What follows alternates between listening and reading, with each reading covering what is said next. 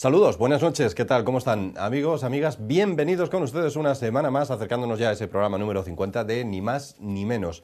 Hoy hablamos de economía para arrancar, de la inversión pública, que algunos demandan que debe ser la solución de todos los males de la economía. Algunos creen que esa es la fórmula de tirar de la economía. Desvelaremos esa duda enseguida con Diego Barceló. Un Diego Barceló que estará después en el debate también, por cierto, ya les adelanto con una sorpresa, la de Antonio Masip, que se incorporará hoy como contertulio a ese programa, al de hoy. Vamos a dar la bienvenida a Diego antes que nada. ¿Qué tal, Diego? ¿Qué tal, Víctor?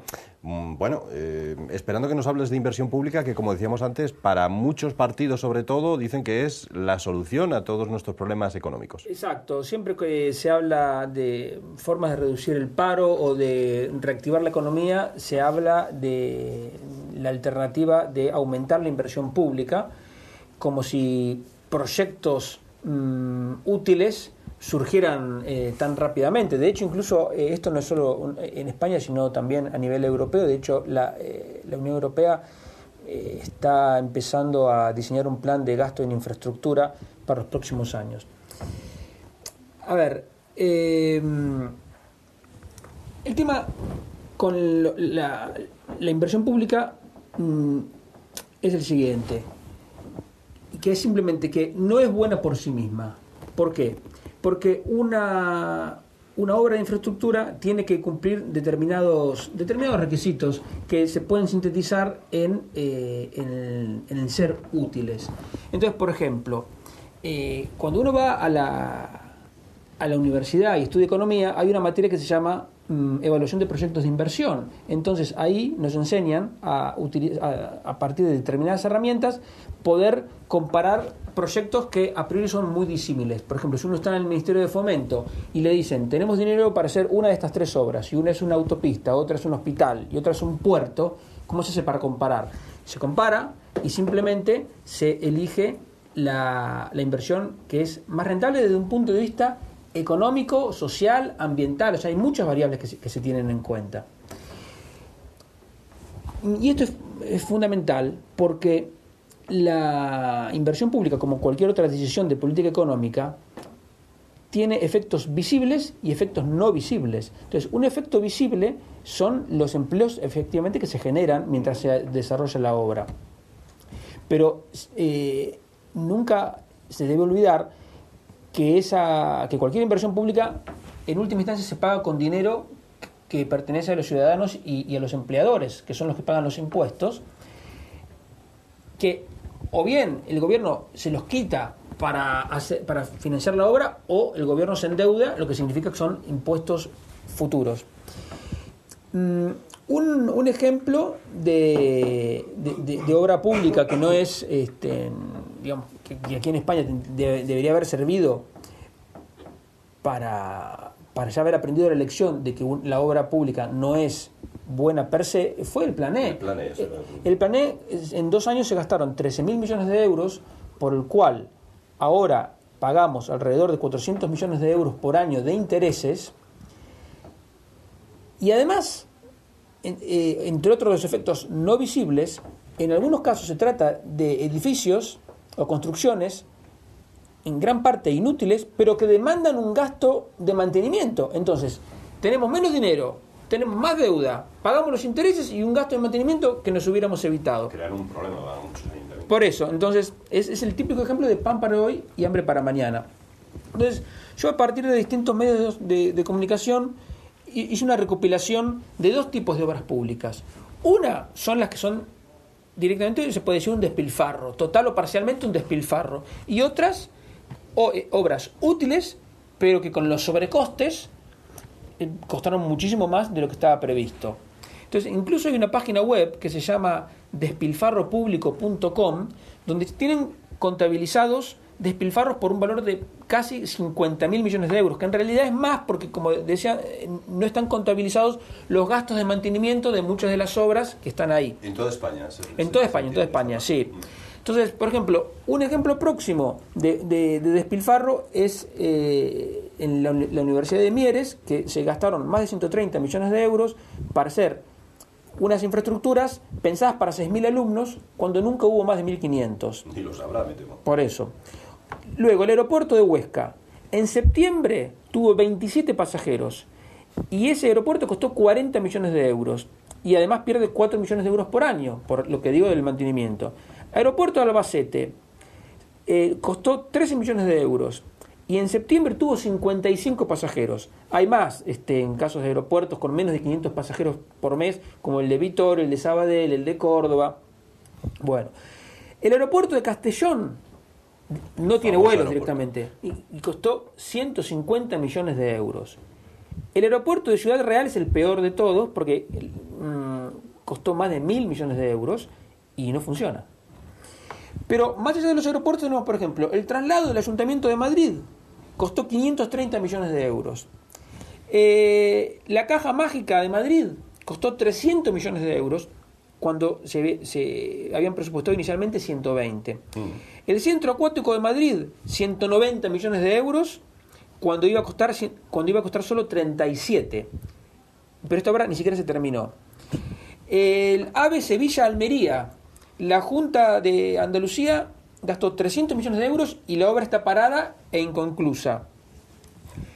El Parc Sagunt iba a ser el polígono industrial más grande de España, costó 70 millones de euros, está parado y solo hay 4 empresas.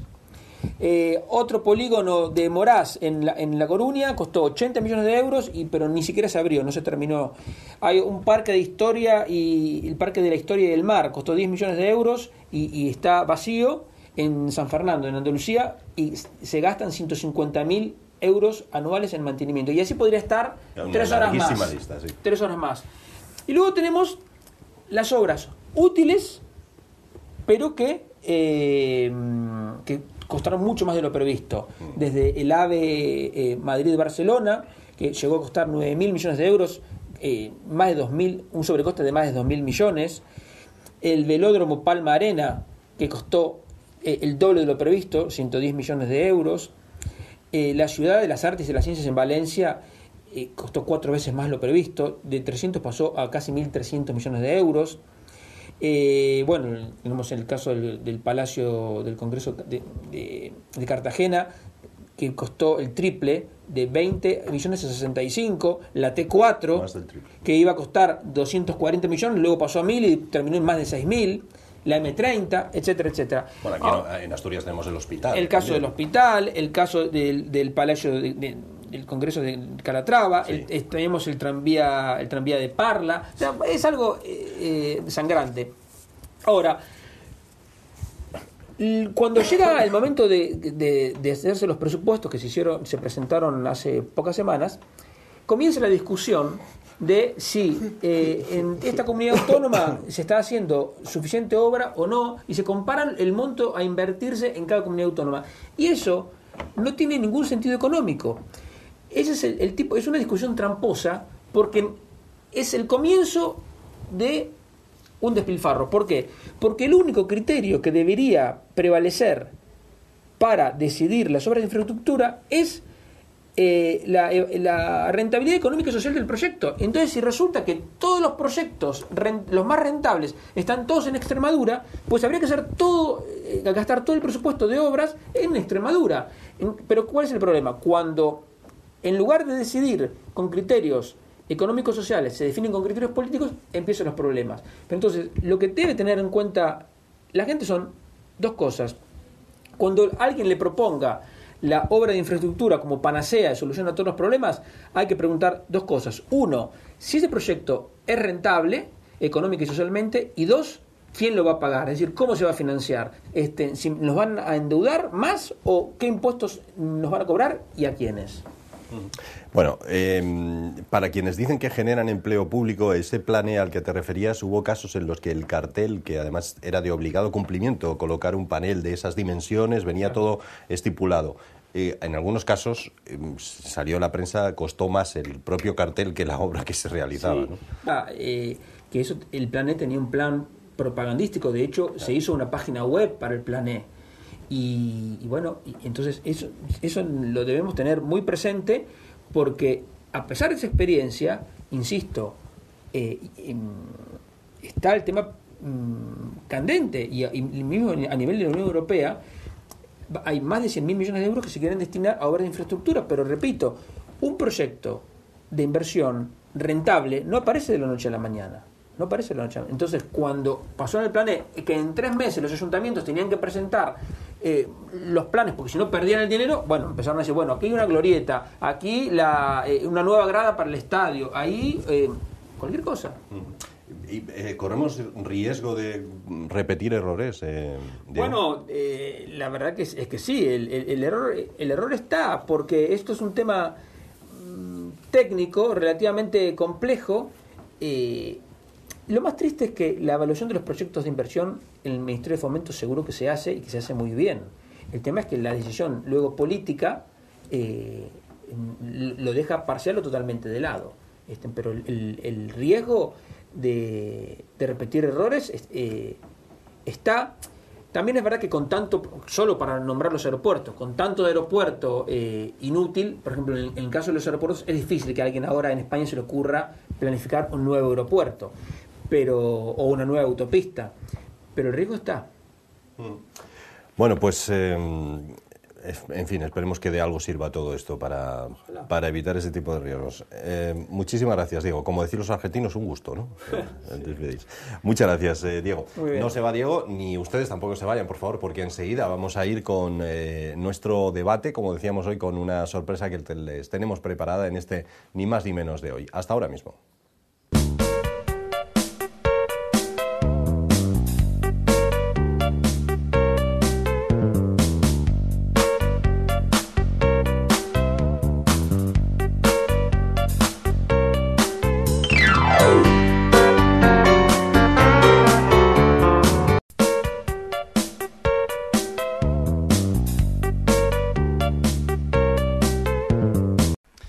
Saludos y bienvenidos a los que ahora se incorporan, porque ya saben que esta es la segunda parte de nuestro programa. Después de Diego Barceló es el tiempo de la tertulia, el debate. Hoy, como decíamos, con un invitado especial que podría haber sido fue alcalde de Oviedo, podría haber sido de nuevo alcalde de Oviedo, pero se va a quedar ahí a las puertas y ahora hablaremos de eso que es francamente lamentable. En fin, no me entretengo más con la presentación y así desvelamos la sorpresa que les teníamos preparada hoy en este Ni Más Ni Menos. A nuestros habituales contertulios se une hoy Antonio Masip, que fue eurodiputado, fue alcalde de Oviedo y no sé cuántas cosas más en su currículum. Muy buenas noches y yo estoy encantado de estar en esta televisión y estar apoyando su capacidad y su lucha por la libertad de expresión. Muchas gracias. Siempre es bienvenido Antonio Masip a esta casa y además sé que siempre dice ese mismo discurso y se lo agradecemos, esa valentía. No, y además una intervención que usted me hizo hace tiempo, hace ya meses por lo menos, sé que está en la red, incluso me ha sido rebotada desde el extranjero y bueno, eso siempre es de agradecer, ¿no? ¿Y no le ha ocasionado problemas eso, Antonio, el decir la verdad así con algún sector? Mire, dígame la verdad. Le voy a decir, no me ha causado problemas, pero si me hubiera causado problemas me daría igual, estaría más orgulloso de eso. Bueno, les presento, aparte de Antonio, a quienes componen nuestra mesa habitualmente. Diego Barceló, ¿qué tal, Diego? ¿Qué tal, Víctor? Bienvenido. Con nosotros también Rosa Trapiello. Hola, buenas noches. ¿Qué tal, Rosa? Y Gonzalo Botas. ¿Qué tal, Gonzalo? Muy bien, buenas noches. Bueno, lo primero, le dejamos paso, si os parece, a Rosa y que pregunte lo que crea conveniente a Antonio. En primer lugar, darle las gracias a Antonio porque esté aquí hoy con nosotros, que es un lujo poder hablar con un político de la talla que él tiene.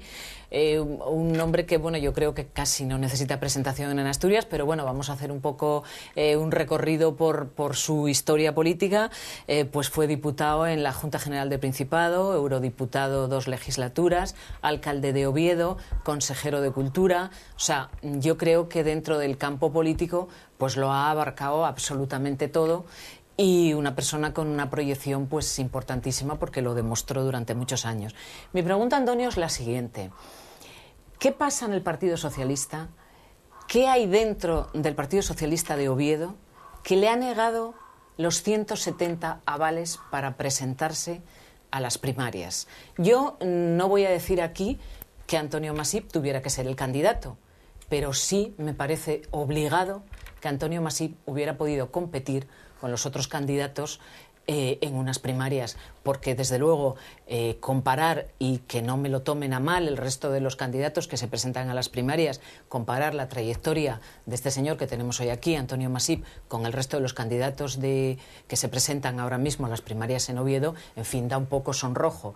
Por lo tanto, yo le pregunto a Antonio, ¿cómo es posible, qué enfermedad tiene el Partido Socialista de Oviedo dentro en estos momentos para que él no haya formado parte de esas candidaturas que tienen que votar los afiliados? Mire, yo respeto mucho la voluntad de mis compañeros.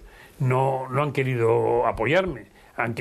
Pusieron el listón en 170, que tenían que conseguir esas firmas en un plazo determinado, y resulta que tuve 124 expresamente y 12 que me iban a apoyar en los 3 días siguientes que había que recoger sus firmas, o sea que es 136. Entonces, de 136 a 170, pues es un largo trecho. Entonces yo me di cuenta, porque como soy abogado de origen, pues la vieja ley concursal decía que el quebrado, antes de los 3 días de conocer su balance, debía depositarlo, de conocer ese balance de negativo, pues debía depositarlo en el juzgado, ¿no? Y bueno, pues yo, acordándome de mi vieja profesión, pues bueno, pues lo que hice, yo entregué y dije, bueno, pues no retengo, no hago más daño a terceros, y yo no me puedo presentar porque no voy a llegar, y como no voy a llegar, pues no me presento.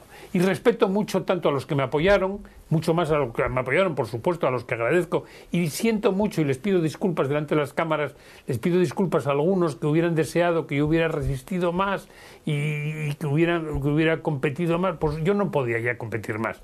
Yo tenía necesidad de un compromiso muy fuerte del PSOE, de los apoyos que tenía entre mis compañeros, porque el PSOE está muy a la baja. Eso está claro en la sociedad española.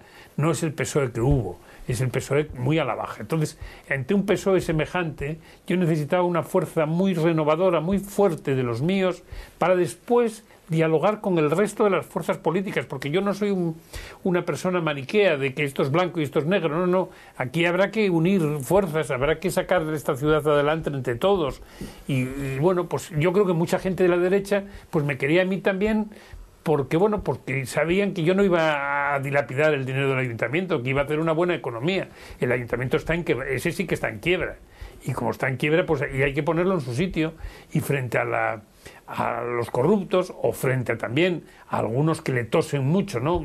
Casos Villa Madalena o Calatrava, en fin, hay que ponerlos en su sitio, ¿no? Y entonces para eso se necesita una fuerza muy grande, y también unificar también a todas las demás fuerzas para convencerse de unos mínimos que hay que cumplir en esta ciudad. Y yo sin apoyo grande no me podía presentar. Yo, si me permites, y además lo tomo por alusiones, ¿no? Porque aquí he dicho incluso en la derecha, y estoy en la derecha del presentador y también en la derecha política, y yo soy uno de esos que no lo digo ahora, sino vengo diciéndolo desde hace meses, ¿no? Que creo que si hay una persona que podía haber encabezado un proyecto para renovar el Ayuntamiento de Oviedo, no era otra que Antonio Masip. ¿Por qué? Pues Antonio Masip es socialista, pero Antonio Masip fue alcalde de Oviedo con el voto de muchísima gente de derechas que siempre lo conoció, que sabe quién es, que sabe que es buena persona y que sabe que es honesto, ¿no?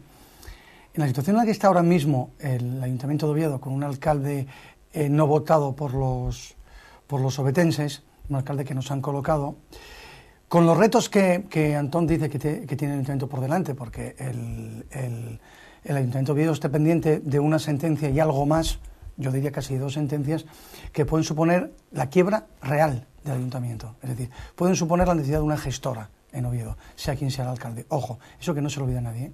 Hay pendientes dos cuestiones, una es el tema de Calatrava y otro es Villa Magdalena, que pueden llevar al Ayuntamiento de Oviedo a la quiebra, a la necesidad de una administración neutral. Punto 1. Punto 2, es que es precisamente lo que se necesita ahora para poder sacar un proyecto de ciudad adelante, es alguien que conozca Oviedo, alguien que en Oviedo pueda salir a la calle y hablar con los vecinos, porque si no hablas con los vecinos, da igual las campañas de publicidad que hagas buzoneando a los vecinos. Que un alcalde, como tiene el Ayuntamiento de Oviedo, para saber qué quieren sus vecinos, los tenga que buzonear, demuestra que está a la luna de Valencia, ¿de acuerdo? Y no está ni en Bavia, está bastante más lejos de Bavia, ¿no? Diego, entonces yo creo que quizás el PSOE se ha suicidado cuando ha decidido que no sea Antón su candidato, porque yo estoy convencido que Antón ganaría. Yo estoy, y además lo he dicho muchas veces, estoy convencido de ello. Pero el tema, ¿cuál es? El PSOE quiere ganar unas elecciones o las quiere perder. Si el mejor candidato que tiene, el propio partido, no le da los avales necesarios, ¿de qué estamos hablando? ¿Quién está interesado dentro del PSOE en perder en Oviedo? Pero se me ocurre una cosa, que a lo mejor hay otro partido que le ofrece la candidatura. Por ejemplo, UPyD o Ciudadanos, ¿por qué no? Habría que estudiarlo. Vamos a hablar con ellos, que vienen habitualmente. Que nos lo diga Antonio ahora. Pero eso agradezco ese tipo de ideas que vamos, ahora por la red me lo están diciendo mucho, ¿no? Pero realmente no. También hay que ver un poco cómo es uno, ¿no? Yo tengo una trayectoria, me ha costado mucho ser un niño bien en esta ciudad y salir adelante en épocas distintas, salir como abogado, salir como demócrata, en fin, me ha costado mucho y me he adherido a unas ideas y la verdad es que al fin de mi término político yo no puedo tampoco hacer unas cabriolas en el aire, porque además como tengo el sentido del equilibrio un poco trastocado, pues tampoco puedo llegar al maquiavelismo máximo que me exigiría, que probablemente hay una cosa. Aunque haya gente muy solvente que me lo haya dicho, y hay una plataforma de ciudadanos que creo que se ha formado con ese marchamo, pero sin embargo yo les he dicho claramente que me afectaría la conciencia. Y como yo creo que tengo que ser una persona de conciencia, no puedo embarcarme en una aventura que no sea de acuerdo con mi trayectoria. Yo, modestamente, como militante de este partido, que está en crisis, evidentemente, pero yo seguiré en sus filas y mantendré lo que dé de resultado, aunque no me guste. Bueno, lo que queráis seguir preguntándole. A mí me llama la atención, Antonio, que había alguna encuesta, no sé si hecha a nivel personal o a nivel de partido, no sé si esa encuesta la conocía, aunque fuera personal, el Partido Socialista Ovetense, pero hay alguna encuesta que le daba como ganador en unas posibles elecciones frente a Agustín Iglesias Caunedo, ¿no? Sí, la ha habido, ¿no? Siempre me he movido con encuestas, es decir, yo soy un político de larga trayectoria que ha tenido medios para poder trabajar su propia imagen y la verdad es que sí, que siempre me he movido con encuestas cuando estaba en la alcaldía y después de la alcaldía, ¿no? Pero la situación es que esos buenos resultados para mí no eran los buenos resultados para el partido y a la vez en esta misma situación que se ha producido ahora de que no tengo el apoyo de la mayoría de mis compañeros, porque claro, dense ustedes cuenta que cuando estamos hablando de los apoyos que tengo dentro del partido, no llegan al 20%, es decir, que es menos del 20%. Es decir, que piensen que yo soy esa opción, como generosamente han dicho ahora ustedes aquí, solo estaba sujeta por el consenso de menos del 20% de los compañeros, por el 17,5% de los compañeros. Por tanto, con esos mimbres, yo creo que no se pueden ganar las elecciones, aunque las encuestas digan lo que quieran. Porque además, el cambio en Oviedo tiene que ser muy fuerte, tiene que ser de una mentalidad... pensar que no hay que gastar... Algo que es una obviedad. Yo nací en un banco y lo supe desde que era niño, ¿no? No se puede gastar más de lo que se ingresa. Eso es una cosa evidente, ¿no? Bueno, pues eso ha ocurrido en Oviedo, no en mi época, pero ha ocurrido antes, no tanto como después, pero antes y después. Pero esa situación no puede ocurrir. Entonces, Oviedo está en quiebra. Efectivamente, los casos de Villa Madalena o de Calatrava están tosiendo al ayuntamiento. No se puede. Hay que poner a las personas corruptas y a las personas especuladoras, hay que ponerlas en su sitio. Yo cuando un día en Bruselas me enteré, además por un concejal que no era de mi partido, pero me enteré de que iban a levantar el Campo San Francisco para hacer un parking. Bueno, eso es una barbaridad. Pero si estos son nuestras señas de identidad más genuinas, no porque hayamos jugado allí. El primo de Gonzalo Botas, Víctor Botas, era el primer niño que en Oviedo andaba con un coche de pedales y era la admiración de todos los demás niños, el poeta, el gran poeta, ¿no? Y resulta que nos van a quitar las señas de identidad de Oviedo, no es posible. Pero eso está ocurriendo y los ciudadanos parece que no pasaba nada, parece que esto, que no, mientras no nos afecte. ¿Cómo no nos afecte? Si ha subido el IBI, ha subido los impuestos, han subido la situación, es quiebra y va a haber más quiebra si no se remedia. Es que eso siempre pasa en las cuestiones políticas, en la política económica, los efectos que se ven y los efectos que no se ven. Entonces se ve el Calatrava, la construcción, y la gente va al centro comercial y puede pasear. Ahora, lo que no se ve es la deuda, los intereses de la deuda que hay que pagar, los impuestos que va a haber que cobrar y quitarle a la gente para pagar esa deuda. Y enlazando, para no perder el tema, se acaban de presentar, creo, no hace mucho, los presupuestos de Oviedo.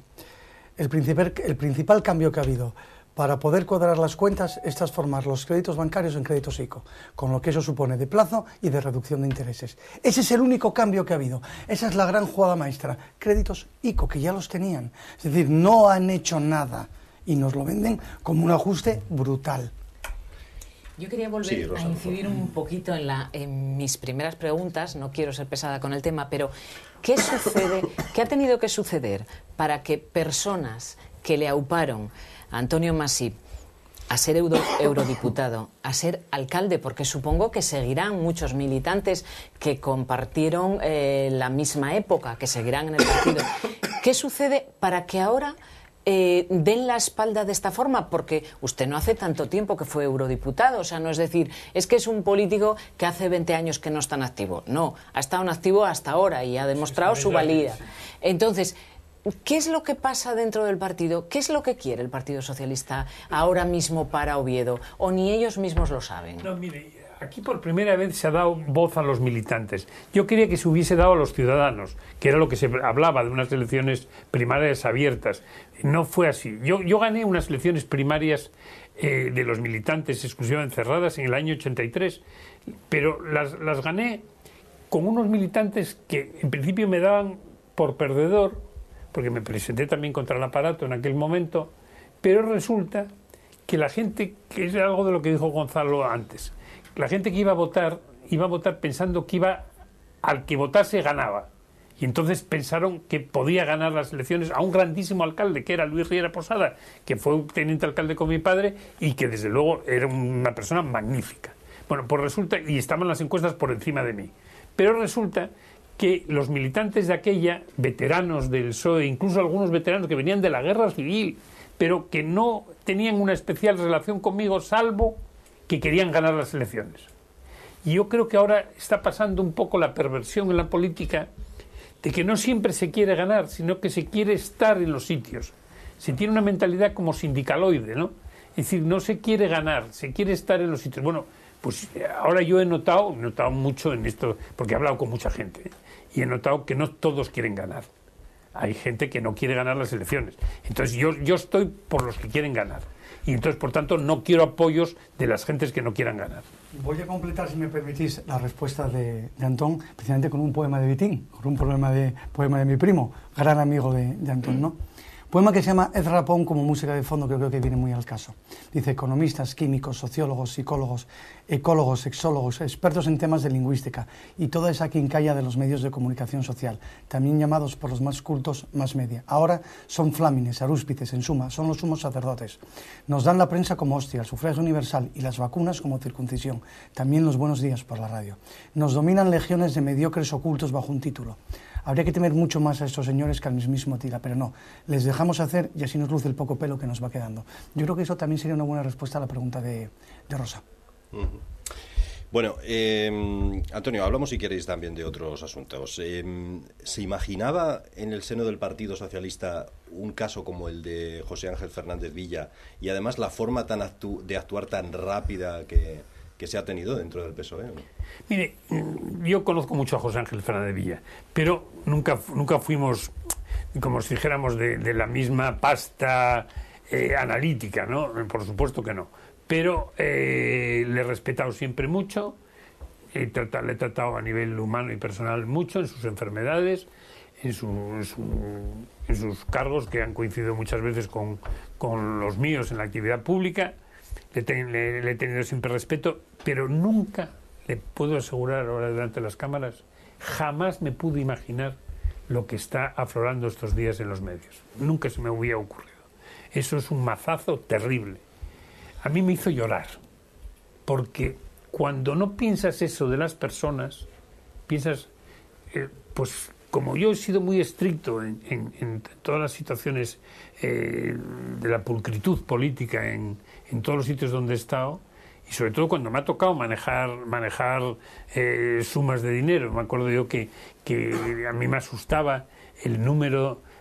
Todos los días me pasaba el depositario municipal cómo estaban las cuentas en 16 bancos en Oviedo, y era una barbaridad de dinero improductivo, ¿no? Entonces era una situación que dices, bueno, pues cuando estás en cargos de responsabilidad, cuando has visto pasar el dinero delante de ti, cuando has visto pasar las contrataciones, y nunca te has mezclado en nada, absolutamente en nada, que otros lo hayan hecho, no está probado, pero deja muy mal sabor. Un poco ha dicho Antonio, yo no sé si os acordáis cuando el tema surgió la semana pasada y que yo hice un comentario y voy a volver a retomarlo al hilo de lo que él ha dicho, que a mí me extrañó mucho la rueda de prensa que se hizo en el SOMA, en Langreo, para decir que este señor pues salía de todos los cargos que tenía. Y yo pensé, y lo continúo pensando, sus compañeros, lo lógico, mi pensamiento fue, cuando hagan la rueda de prensa, lo normal será que a alguien se le caiga una lágrima, porque ha sido un hombre histórico, ha sido el compañero de toda la vida y de los que hicieron la rueda de prensa, pues su mentor político.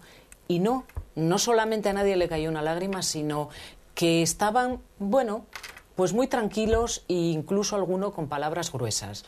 Y ahora mismo, al decir Antonio que a él sí le causó una emoción tremenda, pues es un poco lo que volvemos a retomar que hablábamos el otro día.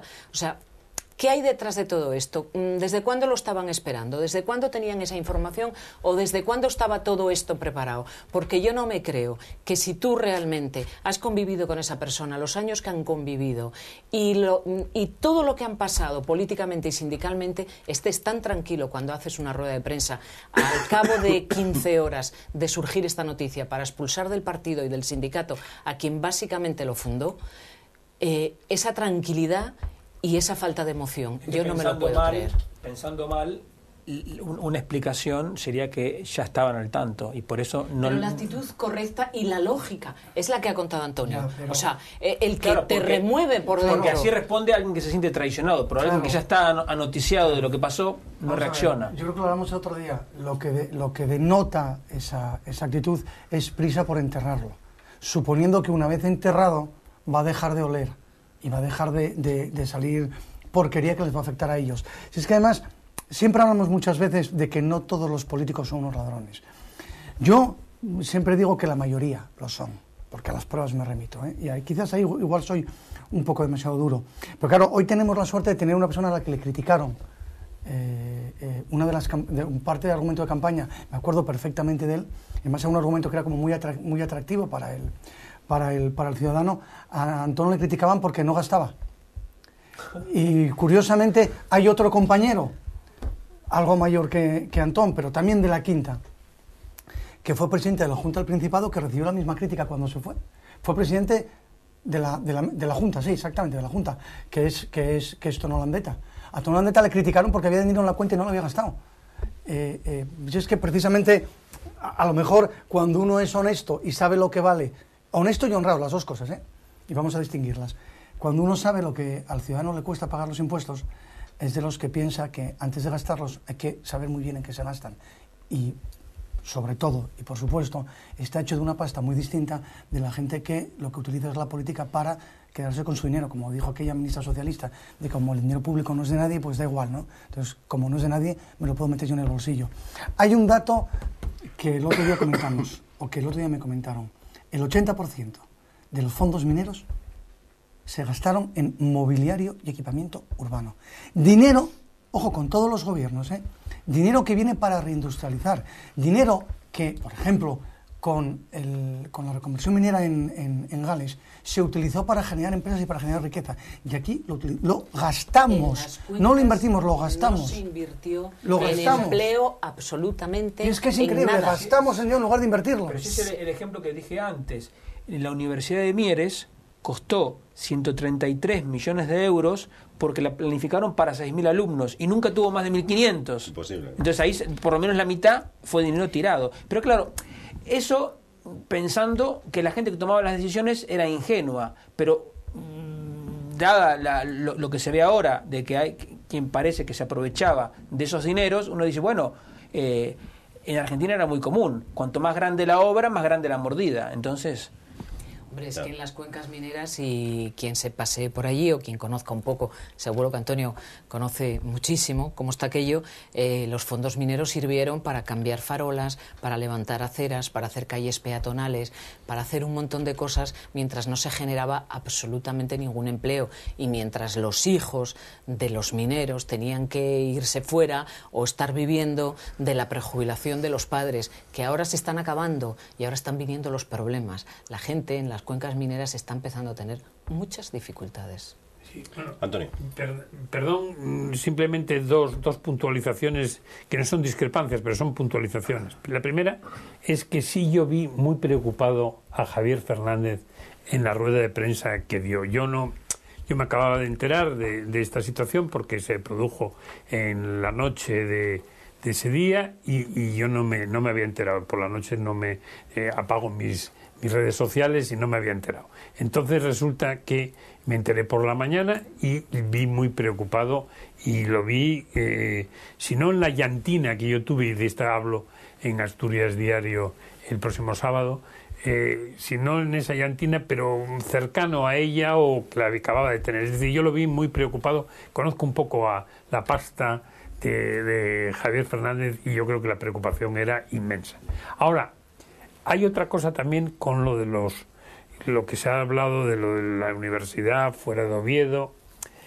Yo creo que ha sido un grandísimo error político el que la Universidad de Oviedo... Yo fui miembro del Consejo Social de la Universidad hace muchos años y la verdad es que el desmembramiento de la Universidad de Oviedo es uno de los grandes errores de esta región, del que se habla muy poco.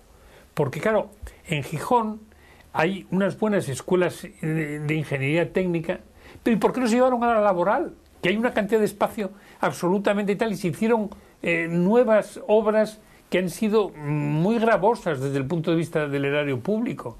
Y yo creo que tenía que haber, y la Universidad de Oviedo, con una descentralización efectivamente de ingenierías y de escuelas técnicas, pero manteniendo una fuerza en esta ciudad de Oviedo, que para eso fue una de las primeras universidades de Europa. La verdad es que yo creo que lo que se trata es de que ese valor que yo creo que en la reconstrucción económica del tejido industrial de Asturias, lo importante que va a ser el tema de la universidad, y yo creo que ha sido un error de muchos gobiernos, ¿eh? Y esto ya parte porque mi padre fue alcalde en el año 61 cuando se pone la Escuela de Minas en Oviedo al lado del Reconquista, ¿no? Y desde entonces para acá ha habido todavía, Franco muere en el 75 y después de Franco ha habido la presión de Gijón, de Paqué y de toda la influencia social que hubo en Gijón para poner una nueva universidad. Yo fui a ver la universidad como consejero que decía antes de Educación y Cultura, que fui del Principado de Asturias el primero, subí a la torre de la Universidad Laboral y me decían dónde se iba a poner la nueva universidad.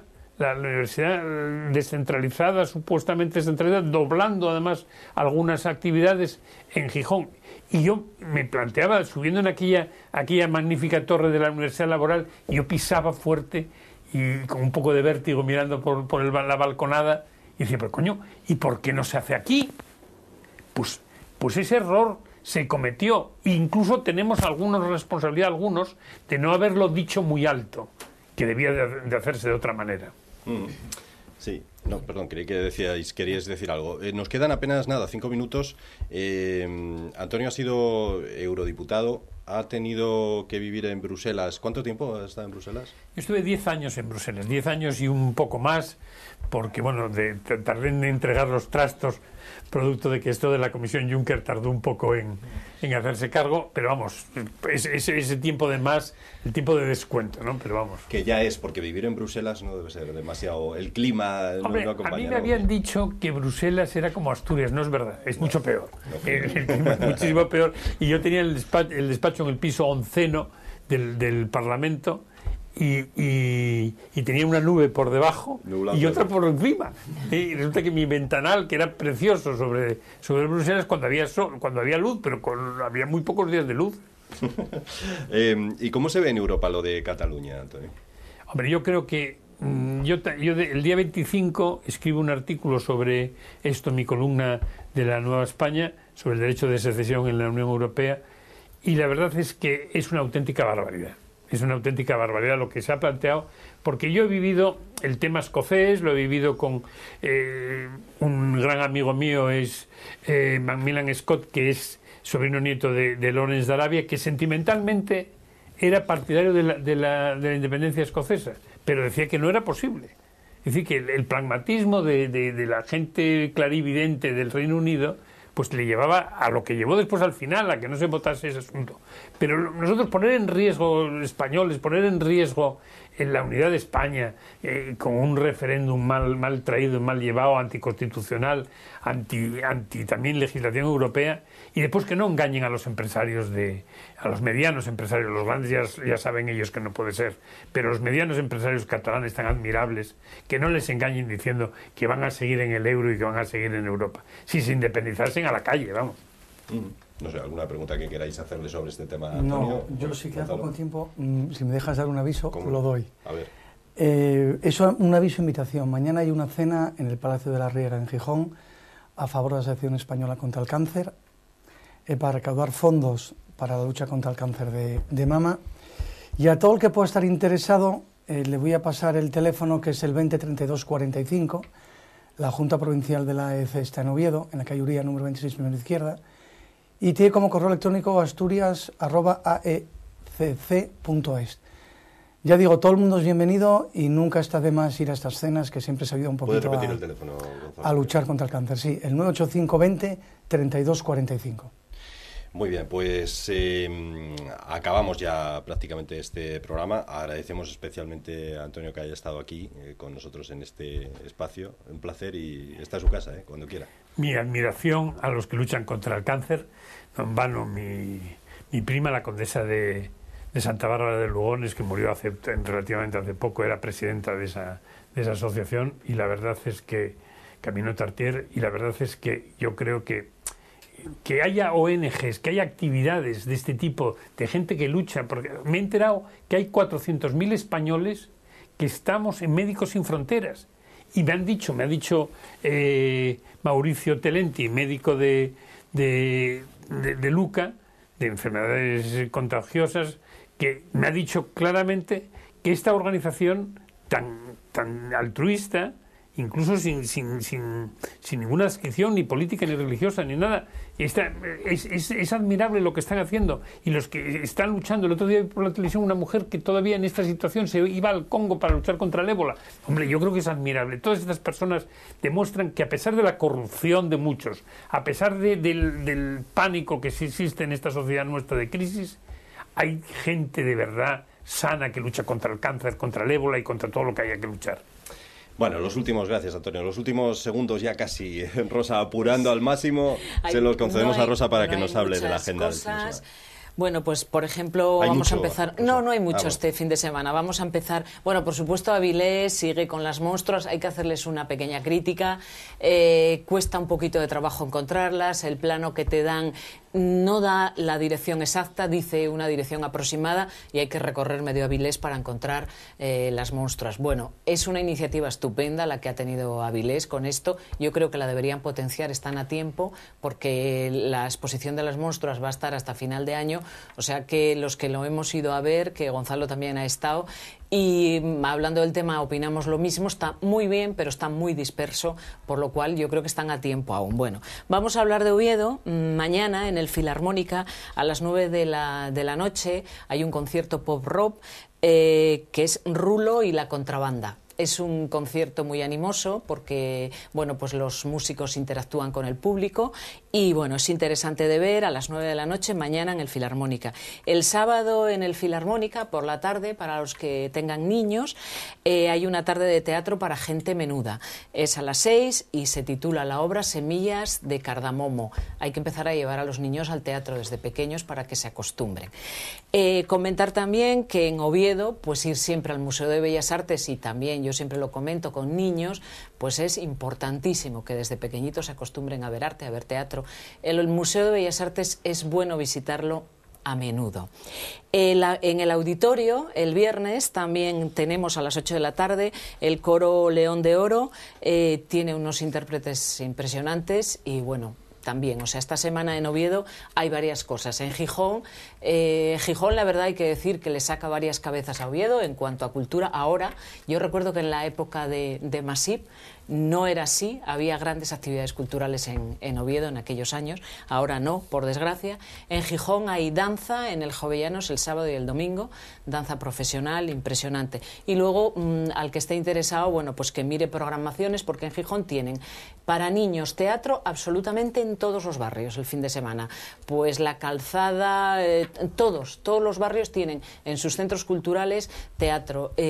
Gijón, la verdad que está a la cabeza de las actividades culturales en Asturias y tienen tanto que hay que entrar en la página del ayuntamiento para ver las cosas que tienen, pero hay que felicitarlos porque le llevan varias cabezas a Oviedo. Ojalá Oviedo se ponga las pilas. En el auditorio de Mieres los miércoles, Rosa, creo que sacan la música a la calle, ¿no? O algo así. No, en Mieres hay un problema con el conservatorio. Los músicos del conservatorio tienen un problema con el ayuntamiento porque, bueno, quieren que se solicite el grado medio, el ayuntamiento no quiere, entonces como forma de protesta los músicos salen a la calle y tocan en la calle. Pues ayer tocó un guitarrista, Tom, que es francamente bueno, y bueno, pues cada día están haciendo una campaña para hacerse visibles, porque muchas veces haces protestas, pero es más fácil hacer una protesta así, pacífica, tocando música, y que según la gente se para a ver cómo tocas la guitarra o el saxofón, les des un folleto contando la problemática. Es bonito, pacífico y llegas. Gonzalo. Sí, simplemente una cosa cambiando de tercio. Ya que nosotros promovemos la participación ciudadana, simplemente informar que mañana, 17 de octubre, a las 7:30 en el Centro Municipal del Coto, nuestros amigos de Ideal Ciudadano tienen asamblea y presentarán su programa de regeneración para Asturias bajo el título La democracia que queremos no es esta. Es el hombre anuncio hoy, Gonzalo, ¿eh? Bueno, a Diego, a Gonzalo, a Antonio, por supuesto, y a Rosa, muchísimas gracias a los cuatro. Y a ustedes, como siempre, señoras y señores, por seguirnos, por estar con nosotros un programa más. La próxima semana volvemos. El próximo jueves les esperamos con nuevos invitados, nuevas sorpresas en esto que llamamos Ni Más Ni Menos. Hasta la semana que viene. Chao.